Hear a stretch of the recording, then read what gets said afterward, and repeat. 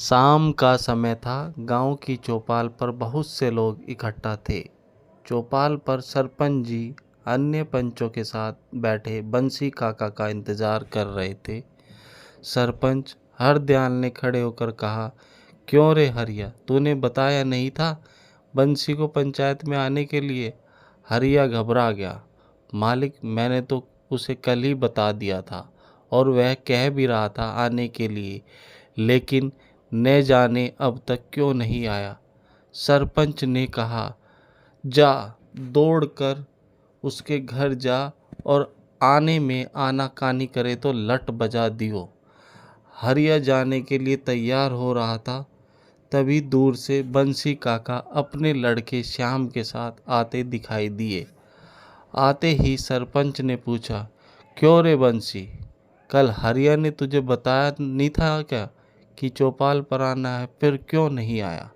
बंसी काका हाथ जोड़कर खड़े हो गए। सरपंच जी, माफ़ कर दीजिए, सुबह खेत में पानी लगाने गया था, वहाँ एक बाड़ टूटी हुई थी, उसे सही करने में समय का पता नहीं चला।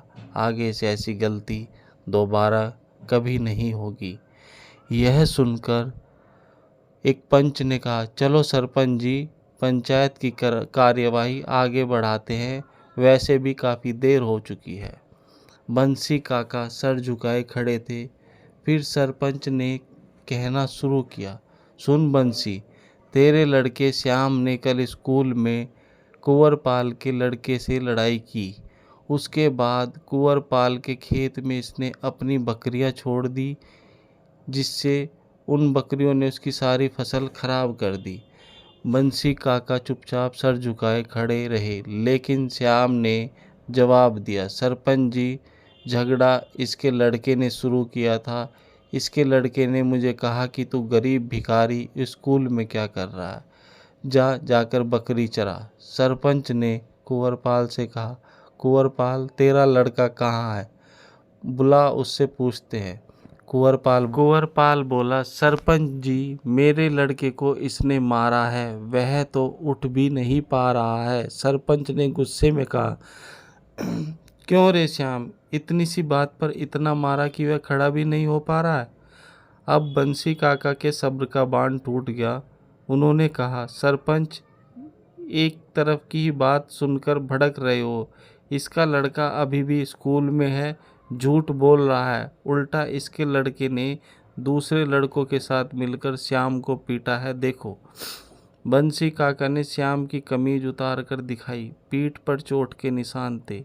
यह सुनकर कुंवरपाल के पसीने छूट गए। वो तपाक से बोला, यह झूठ बोल रहा है, मेरा लड़का घर पर पड़ा है, इसने श्याम को बकरी छोड़ी मेरे खेत में, इसे हट जाना तो देना ही पड़ेगा। सरपंच बोला, झूठ कौन बोल रहा है, इसके लिए हम बैठे हैं। बुला अपने लड़के को घर से, देखे किसको ज़्यादा चोट लगी है। कुंवरपाल कुछ नर्म पड़ते हुए बोला, अब इतनी सी बात के लिए लड़के को बुलाने की क्या ज़रूरत है, हम बस फसल का हर्जाना ले लेते हैं। सरपंच ने समझते हुए कहा, हाँ तो बंसी, ये बता, चल बच्चों का झगड़ा था, चोटें तेरे बेटे को भी आई, उसके बेटे को भी, लेकिन फसल खराब करने की क्या ज़रूरत थी? बंसी काका ने कहा, वाह सरपंच जी, अच्छा न्याय है।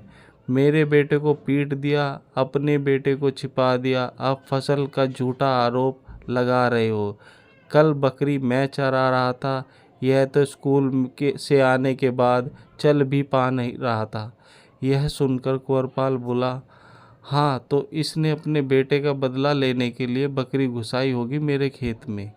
यह सुनकर सरपंच बोला, बंसी, हर्जाना तो तुझे देना होगा, आखिर फसल खराब हुई। तभी श्याम बोला, तुम सब पैसे वाले चोर हो, न इसकी फसल खराब हुई न इसके लड़के को कोई चोट लगी है, सब हमारी ज़मीन हड़पने के हथकंडे हैं। बंसी काका ने उसे डांटते हुए बोला, चुप हो जा नालायक, क्या ज़रूरत थी उससे उलझने की, तेरे ही कारण यहाँ खड़ा हूँ। बंसी काका ने सरपंच की ओर देखते हुए बोला, मालिक, लड़के को नहीं बुला सकते, पर चलकर खेत तो देख ही सकते हैं, वहाँ जाकर देखो तो इसकी फसल पहले की तरह लहलहा रही है। कुंवरपाल बोला, क्यों झूठ बोल रहा है बंसी, सारी फसल तो खराब हो गई। मेरे आदमी अब तक तो उसे खेत से हटा भी चुके होंगे।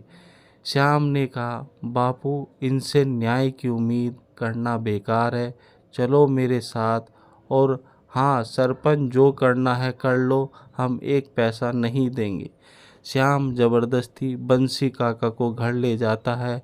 श्याम अपनी माँ सुंदरी और पिता बंसी काका के साथ गांव छोड़ देता है।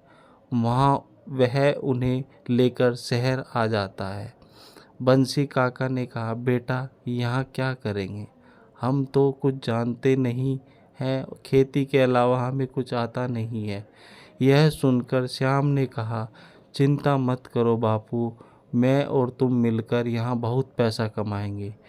वे तीनों सड़क के किनारे सो जाते हैं। कुछ दिनों में श्याम को गाड़ी साफ करने का काम मिल जाता है और उसके पिता को मजदूरी करने का काम मिल जाता है। वे एक झोपड़ी का इंतजाम भी कर लेते हैं। एक दिन श्याम गाड़ी साफ करके शाम को घर वापस जा रहा था, तभी उसे एक बुजुर्ग मिले जो सड़क के किनारे बैठे थे। श्याम ने पूछा, बाबा क्या बात है, क्यों परेशान हो? बुजुर्ग ने कहा, बेटा कुछ लोग मेरा बैग छीन कर भाग गए, मेरे पास घर जाने के लिए पैसे नहीं हैं। श्याम कहता है, बाबा कहाँ जाना है आपको? बुजुर्ग उसे कहते हैं, बेटा मुझे बस से जाना है, 100 रुपये लगेंगे। ये सुनकर श्याम उन्हें पूरे दिन की कमाई 100 रुपये दे देता है। बुजुर्ग उससे कहते हैं, बेटा ये तो तुम्हारे पूरे दिन की कमाई थी, अब तुम क्या करोगे? श्याम की आंखों में आंसू आ जाते हैं और वो बोला, बाबा घर न होने का दर्द हम जानते हैं। गरीबी के कारण हमें अपना गांव, खेत और घर सब छोड़ना पड़ा। यहाँ शहर की एक गंदी सी झोपड़ी में रहते हैं, इसलिए मेरे खाने से ज़्यादा ज़रूरी आपका घर पहुँचना है। उसकी बातें सुनकर उस बुजुर्ग ने कहा, बेटा कल इसी समय मुझे यहीं मिलना, आना ज़रूर, मैं तुम्हारा इंतज़ार करूँगा। श्याम ने कहा, बाबा 100 रुपये के लिए आप यहाँ तक आएंगे? कोई ज़रूरत नहीं, वैसे तो मैं दिन भर यहीं पास के सिग्नल पर गाड़ी साफ करता हूँ, लेकिन आपकी मदद मैं इसलिए नहीं कर रहा कि मुझे आपसे पैसे वापस चाहिए, कल फिर मेहनत कर लेंगे। तब उस बुजुर्ग ने कहा, बेटा ये पैसे तो मैं तुम्हें वापस नहीं करूँगा, पर एक बार मेरे कहने से मिलना ज़रूर। अगले दिन शाम को श्याम उसी रास्ते से गुजरा, तभी उसे कल की बात याद आ गई। वह कुछ देर वहाँ रुका, पर उसे लगा वो तो सब भूल गए होंगे। तभी वहाँ एक कार आकर रुकी। आलीशान गाड़ी, उसकी पिछली सीट पर वही बुजुर्ग बैठे थे। बेटा मैं तुमसे मिलने आ गया, आओ आकर गाड़ी में बैठ जाओ। श्याम गाड़ी में बैठ जाता है और पूछता है, बाबा कल तो आप 100 रुपये मांग रहे थे, आज आप गाड़ी में? बुजुर्ग ने कहा, बेटा कल भी मैं गाड़ी से आया था, लेकिन यहाँ भीड़ बहुत रहती है, इसलिए मैंने गाड़ी से उतरकर उसे वापस भेज दिया था। तभी किसी चोर ने मुझे गाड़ी से उतरते देख लिया और उसने मेरा बैग छीन लिया। मेरे सारे पैसे उसी बैग में थे। आगे बुजुर्ग ने कहा, मुझे अपने घर ले चलो, मैं तुम्हारे माता पिता से मिलना चाहता हूँ। श्याम उन्हें अपने घर के पास ले गया। फिर वह अपने माता पिता को वहीं पर बुला के ले आया। बुजुर्ग ने कहा, आपका बेटे का दिल बहुत बड़ा है, इसने मेरी मदद की थी खुद भूखे रहकर। वे बुजुर्ग तीनों को अपने आलीशान बंगले में ले गए। श्याम के माता पिता को उन्होंने घर की देखभाल का जिम्मा सौंप दिया और श्याम का दाखिला स्कूल में करा दिया। कुछ दिन बाद बुजुर्ग उन तीनों को लेकर उनके गांव पहुंच गए। वहां उन्होंने उनका घर और खेत, जिस पर सरपंच ने कब्जा कर रखा था, उसे छुड़ा दिया। गांव में एक आदमी को उनके घर और खेत की जिम्मेदारी का काम दे दिया।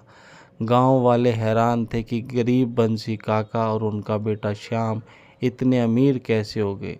इसके बाद बंसी काका अपनी पत्नी और श्याम के साथ महीने में एक बार अपने गांव जाने लगे।